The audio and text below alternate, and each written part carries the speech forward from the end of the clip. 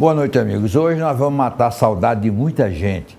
Nós vamos conversar com uma pessoa que tem um círculo de amizade enorme aqui no Recife e onde trabalhou com muito sucesso durante muitos anos e agora foi roubado pelo governo de Brasília, né? Doutor Roberto Andrade, rapidamente, diga os cargos que o senhor já ocupou aqui. Não dá para dizer todos não, você vai ficar até amanhã falando. Os principais cargos que o senhor ocupou aqui. Bom, Roberto, boa noite, primeiramente. Eu gostaria de dizer que da minha alegria dos meus 46 anos de serviço público, faço agora em fevereiro, 46 anos de engenheiro da URB Recife, com muita alegria, muito Mas está bem conservado. Tá. Estou falando 46 anos de serviço público. Você sempre teve, você sempre teve uma pinta de galã e agora está mantendo. Aí, João, na realidade, alguns cargos no Recife que eu ocupei, eu destaco entre eles a diretoria de obras da URB Recife. Eu comecei com o Antônio Farias e logo em seguida abracei a causa do nosso, que nos deixou o saudoso Joaquim Francisco. Né? Ocupei a diretoria de obras, fui presidente da URB Recife, tive mandatos de vereador na Câmara do Recife, com muito orgulho também, eleito pelo povo. Como era o slogan da sua campanha? Roberto Andrade, o engenheiro da cidade. Eita. Roberto Andrade, engenheiro da cidade. E fui secretário municipal também, à época de ação comunitária. Então, tudo isso ocorreu no período do início da minha vida de serviço público. Logo que eu comecei a vida, aos 22 anos de idade, comecei já praticamente ocupando cargos públicos no Recife. Em seguida, fui para o Estado também, a ocupar cargos públicos no Estado. E depois fui alçar voo no cenário nacional, junto com o Joaquim Francisco, que foi o meu mentor político. Nós estivemos no Ministério do Interior, estivemos na Secretaria Nacional de Defesa Civil, com também saudoso ministro Ricardo Fiuza. Estivemos na Secretaria de Ciência e Tecnologia, na Secretaria, eu diria assim, Planejamento, Orçamento e Administração, no governo do ministro Eduardo Campos, que também nos deixou. Ele me convidou, eu tinha deixado meu mandato de vereador, e ele me convidou logo em seguida lá para Brasília, assumindo a Secretaria de Planejamento, Orçamento e Administração. Depois fui cuidar em Porto Alegre de uma fábrica de semicondutor, uma fábrica de chip. O Brasil entrou nessa era da modernidade, né? E logo em seguida eu fui para o Ministério da Justiça para cuidar da Secretaria Nacional de Política sobre Drogas, Senad.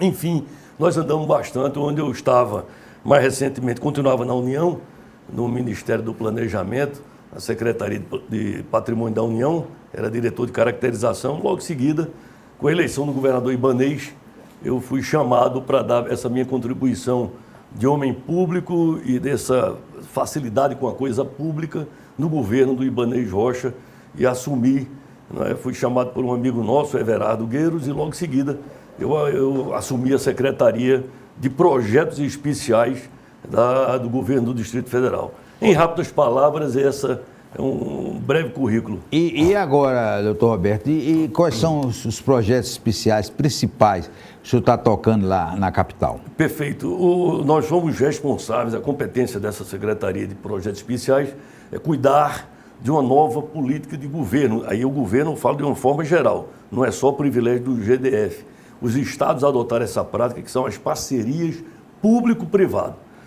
Hoje, os estados têm uma dificuldade enorme de ter recursos do Tesouro e, consequentemente, partiu para um processo de parcerias com essas grandes empresas para obras estruturadoras, no caso nosso, do GDF. São obras que tamanho porte de grandes avenidas, logística de medicamentos, lavanderia pública de saúde. A gente vai cuidar dessa coisa toda, Avenida das Cidades, enfim, polo logístico de uma nova configuração para distribuição de carga, evitando assim transtorno no trânsito, no sistema viário.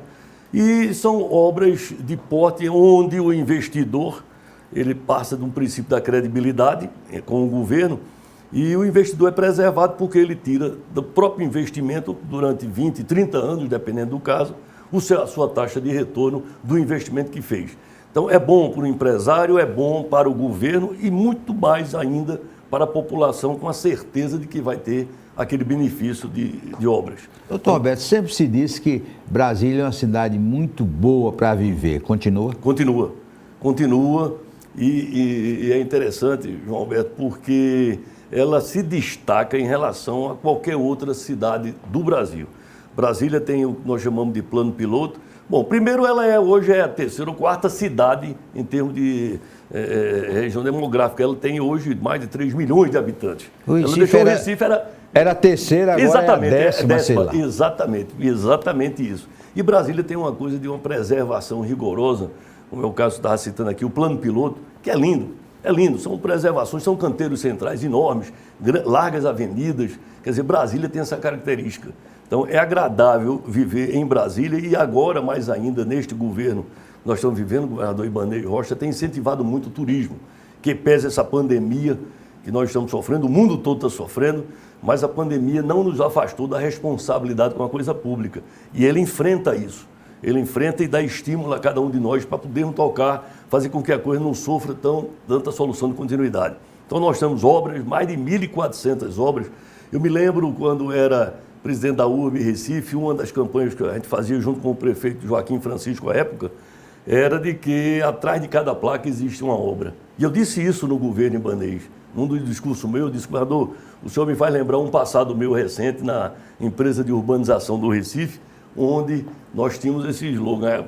Nosso lema era, atrás de cada placa uma obra. E Brasília é isso. Brasília é isso. O governador tem essa característica de um homem executivo e que pese ele ter dito também, reconhece a experiência pouca na política, muito mais agora, ele está se fortalecendo mais a... Mas é um empresário bem-sucedido. Eu me lembro bem da época, volto a falar do Antônio Farias, também era um empresário bem-sucedido e um grande executivo. É o que acontece hoje com o governador Ibanez Rocha, que é um grande executivo. Formou uma equipe muito forte, uma equipe de conhecimento profundo de política e de coisa pública, entre empresários, entre advogados, né? Tem uma estrutura muito coesa e, com certeza absoluta, ele vai para uma reeleição com uma certa segurança. Já está na fase de fazer as composições políticas com partidos que possam vir a somar com o desempenho dele. Doutor Roberto, eu toda vez que vou a Brasília não abro mão de ir na Feira do Paraguai. O senhor cuida bem da Feira do Paraguai?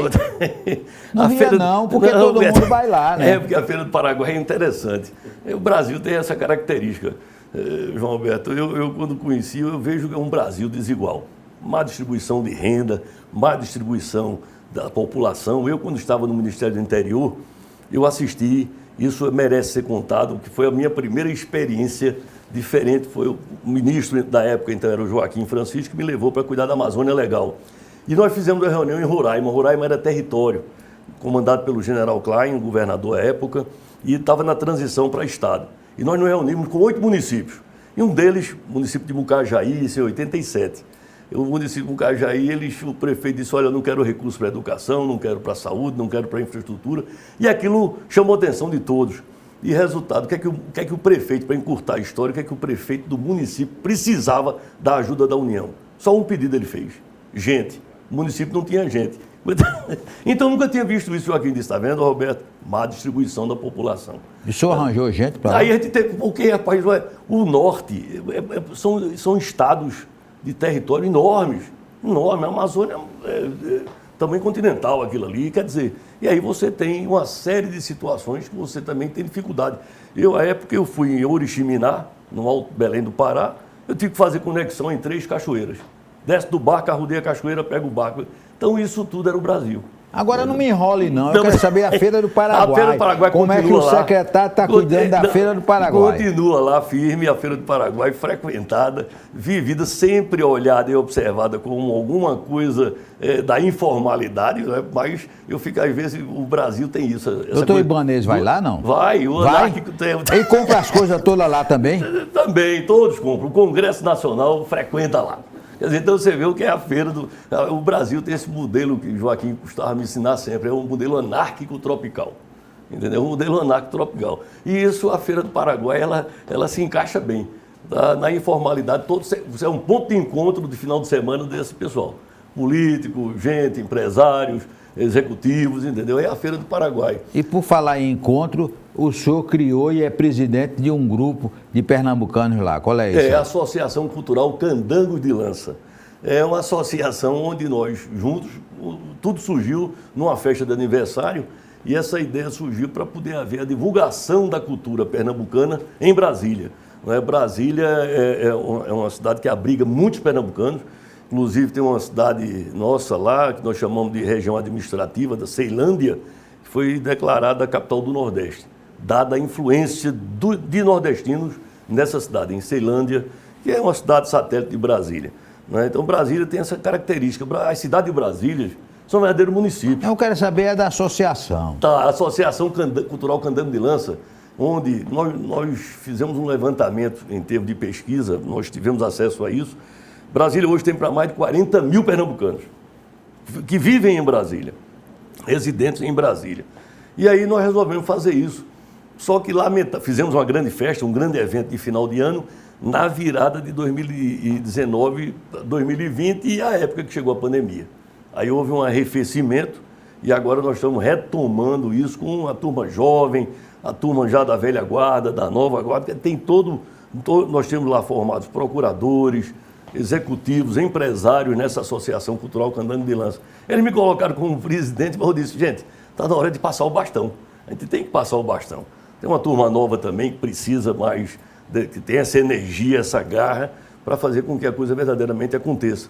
Estamos esperando agora com essa coisa da pandemia, que já está, imagino eu, esteja já numa fase, eu suponho, de um avanço assim, para os seus finalmente, muito embora vírus não consegue dizimar isso, vai ser sempre convivendo, mas já começa a ter uma nova versão de mundo, de economia e, consequentemente, eu retorno agora para Brasília na próxima semana para poder fazer acontecer a retomada não só das minhas atividades na Secretaria de Projetos Especiais, como também na área recreativa, como é a Associação Cultural Candango de Lança. Depois do intervalo, nós vamos continuar conversando com o Dr. Roberto Andrade, secretário do Governo de Brasília.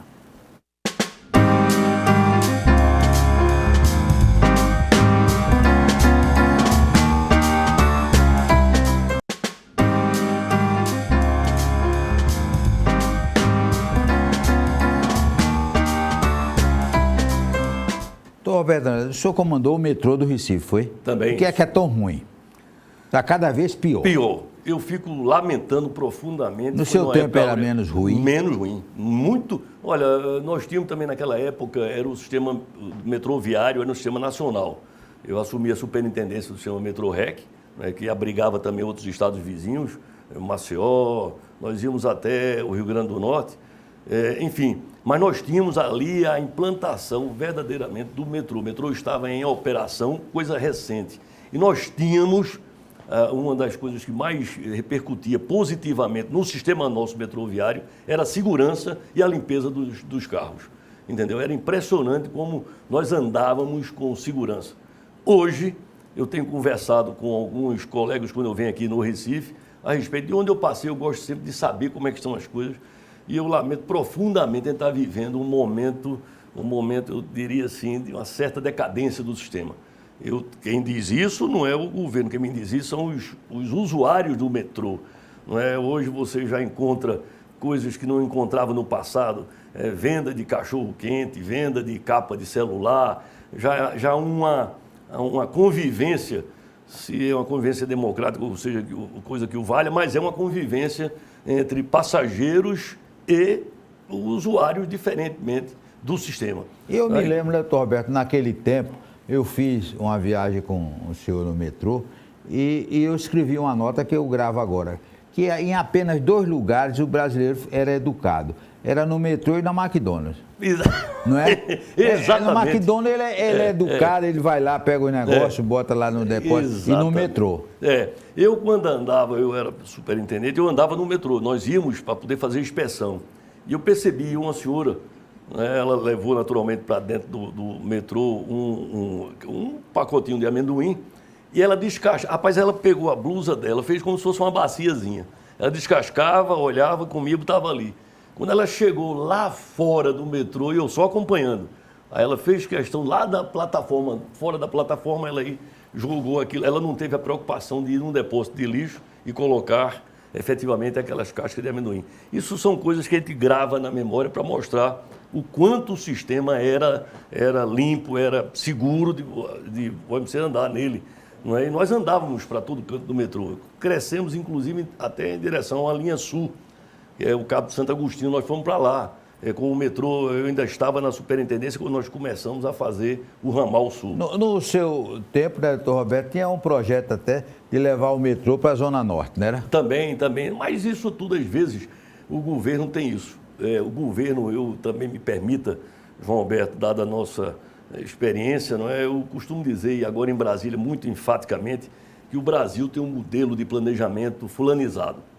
Fulano quer, aí vai acontecer. Aí daqui a pouco sai fulano e entra cicrano não quer, para. Isso é muito ruim. Isso é muito ruim porque deixa a população insegura, deixa o investidor inseguro, porque não sabe se vai ter continuidade das ações. Tanto é que meu esforço enorme lá dentro da Secretaria de Projetos Especiais do Governo, do GDF, é fazer com que não seja só um programa de governo, seja um programa de Estado, entendeu? Para que possa ser transmitido ao empresário, ao investidor, essa segurança, entendeu? Então é isso a nossa metodologia de trabalho. Eu volto a dizer sempre, né, por essas experiências vividas, também por oportunidades vividas, não só na coisa pública, como na política também. Eu tive verdadeiras aulas do nosso querido saudoso Marco Maciel, né, a quem eu presidi o partido. Depois nós criamos um grupo no outro partido, que fomos uma disputa eleitoral que foi de insucesso, com Joaquim Francisco e nós. Eu até nessa ocasião perdi o mandato. Mas nós tínhamos um viés político muito forte, de muitos nomes. Pernambuco tinha nomes de respeito em termos do Congresso Nacional. Nós tínhamos uma bancada muito forte. Então, isso tudo deu experiência. Eu aprendi muito com o Antônio Carlos Magalhães, o velho Antônio Carlos Magalhães, tanto na Secretaria de Defesa Civil, quando eu passei por lá, na Secretaria Nacional, como também a oportunidade de almoçar com ele. E ouvir histórias, João Alberto. Eu não sei se caberia aqui, mas era um negócio impressionante, como ele era estratégico, né?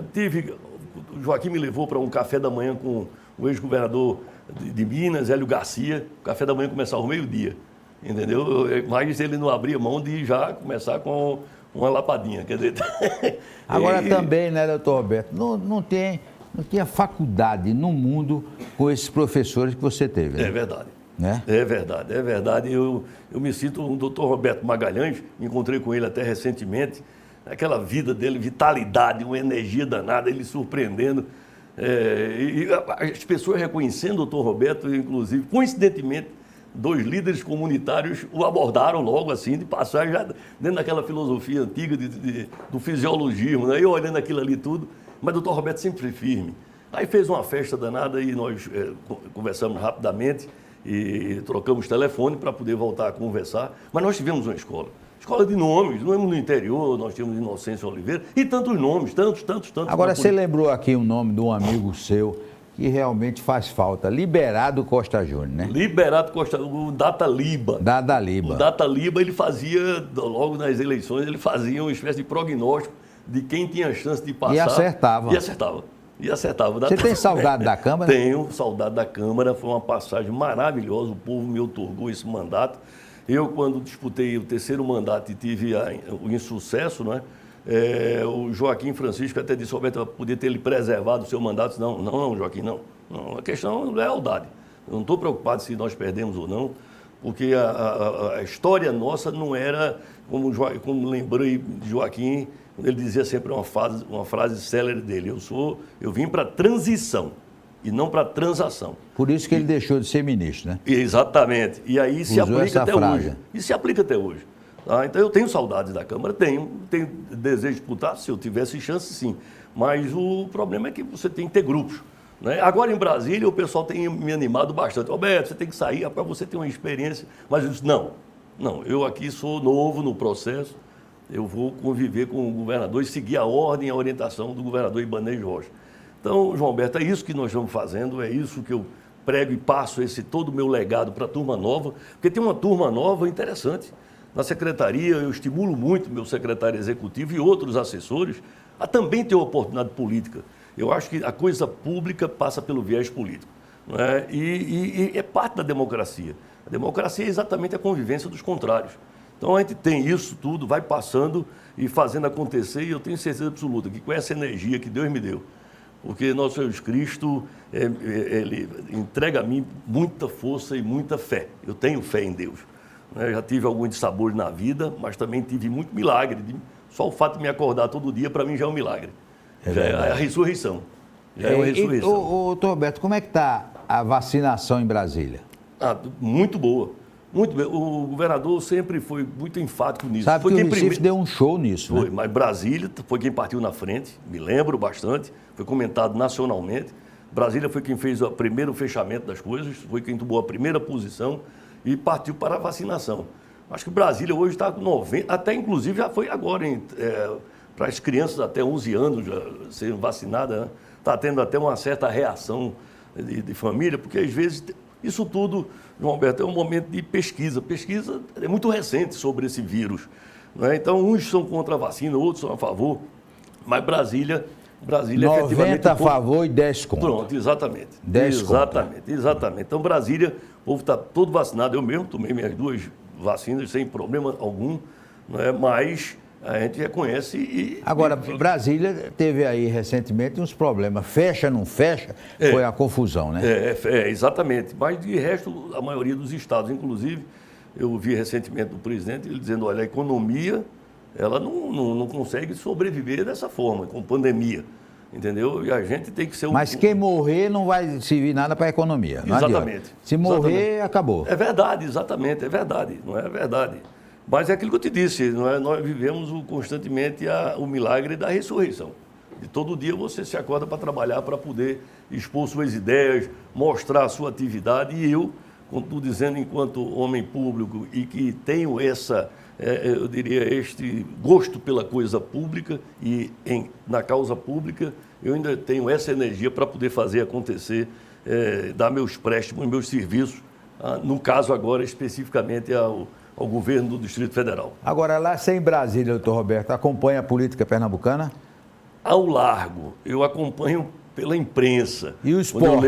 O esporte. Aí é sofrimento. Não, sofrimento. É porque não existe torcedor do esporte que sofra. Não é? O torcedor do esporte é sempre um animado, sempre Eu tenho conversado com alguns torcedores, eu fui conselheiro do esporte, eu sempre tive esse ânimo com o esporte, não me abato. A gente perde, mas a derrota faz parte do jogo, não é? E eu tenho certeza absoluta que a direção do esporte deva estar vendo 2022 já buscando um ano diferente para que nós possamos voltar a conviver com o futebol que nós sempre tivemos. Afinal de contas, eu tive a oportunidade de ver grandes nomes no futebol do Esporte Clube do Recife, nomes do passado que deram bastante glória. Inclusive o nosso querido Dadá Jacaré, o Dadá Beija-Flor. Nós queremos agradecer ao doutor Roberto Andrade e realmente foi muito bom conversar com um dos executivos públicos de maior respeitabilidade no país. Eu estava dizendo a ele, esses cargos todos que ele ocupou, sem nenhuma denúncia de corrupção, sem nenhuma vez a Polícia Federal às 6 horas na casa dele. Um forte abraço e até o próximo programa, se Deus quiser.